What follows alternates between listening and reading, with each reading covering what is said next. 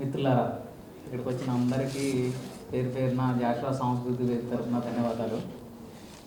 గులాంగిరి ఈ పుస్తకం చదివినంతసేపు ఉద్రేకం, అలాగే బాధ, చాలా అంశాలతో కూడిన ఈ పుస్తకం నేను చదవలేకపోయానని, ఇప్పుడే చదివానని నాకు అనిపించింది. కానీ ఈ పుస్తకం అందరూ కూడా తప్పకుండా చదవాల్సిన పుస్తకం. ఎందుకంటే దీంట్లో అసలు శూద్రులు అతి శూద్రులు అసలు ఎలాగా చేయబడ్డారు, అన్టచబుల్గా ఎలా మారబడ్డారు అనేదే ఈ పుస్తకం మొత్తం దీంట్లో సారాంశంగా ఉంది.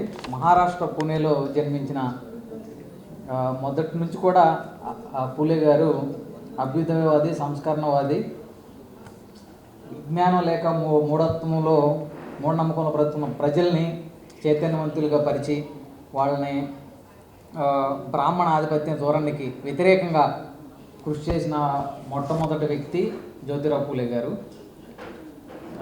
అలాగే మనం గమనిస్తే అంబేద్కర్ గారు కూడా ఈయన్ని గురువుగా భావించారు. ఆయన రచనల్లో భాగంగా ప్రాచీన యుగంలో బుద్ధుడు, మధ్యయుగంలో కబీరు, అలాగే ఆధునిక యుగంలో పూలే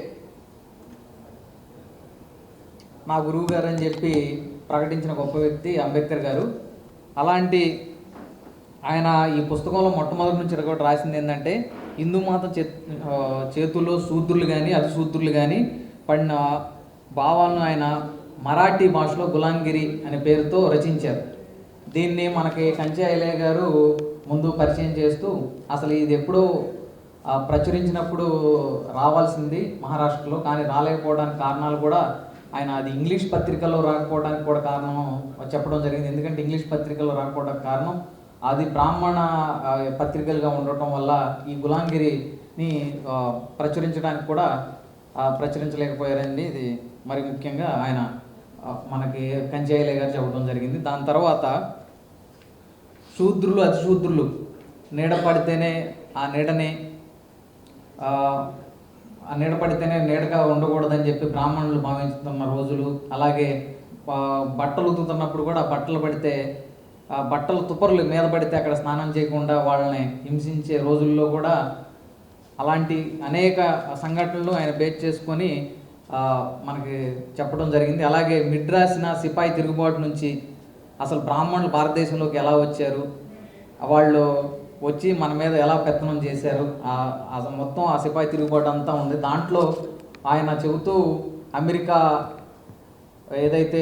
అమెరికాలో మనకి బానిసలుగా ఏర్పడిన కొంతమంది నల్లజాతికి సంబంధించిన వ్యక్తులు వాళ్ళు పడిన బాధలు అవన్నీ కూడా గుర్తు చేసినప్పుడు నాకు మనకి టామ్ మామ్ ఇల్లు గుర్తు చేసి వచ్చింది. ఎందుకంటే దీంట్లో మొట్టమొదటి కీలకం దేవుడే దీనికి ప్రధానం అని చెప్పి, దేవుడు లేకపోతే మనం ఏం లేదని టామ్ మామ్ ఇల్లు కూడా టామ్ మామ ఆయన చాలా అనేక ఇబ్బందులు పడుతూ ఉంటాడు.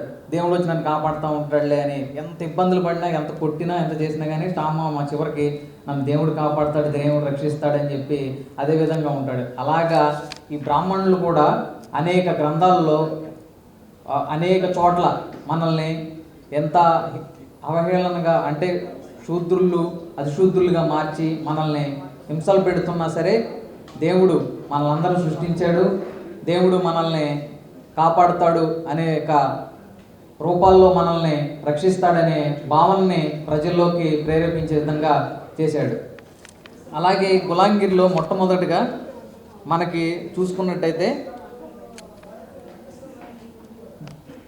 జ్యోతిరావు పూలే ధోండీబాబు మధ్య జరిగిన ఘర్షణ, ఒకసారి ఆ మాటల యుద్ధం ఒకసారి చూస్తే మనకు ఆశ్చర్యం వేసింది. ఎందుకంటే బ్రాహ్మణుడు అసలు ఎలా పుట్టాడు, బ్రాహ్మణుడు ఎక్కడి నుంచి వచ్చాడు, ఆ పుట్టుక ఏంటనేది మొత్తం కూడా వాళ్ళిద్దరి మధ్య చర్చలో భాగంగా ఉంటుంది. అంటే ఒక విస్ఫోటనంలా ఉంటుంది చూస్తా కూడా. వాటి మాటల యుద్ధం ఎలా ఉంటుందంటే, బ్రాహ్మణుడు ఎక్కడ పుట్టాడని ధోండీబా అడిగినప్పుడు జ్యోతిరావు పూలే సమాధానం, ఆయన నోటిలోంచి పుట్టాడు, మాటలోంచి పుట్టాడని అంటాడు. ఆ వెంటనే ధోండీబా అంటాడు, అంటే యోని ఆ నోటిలో ఉందా అంటాడు.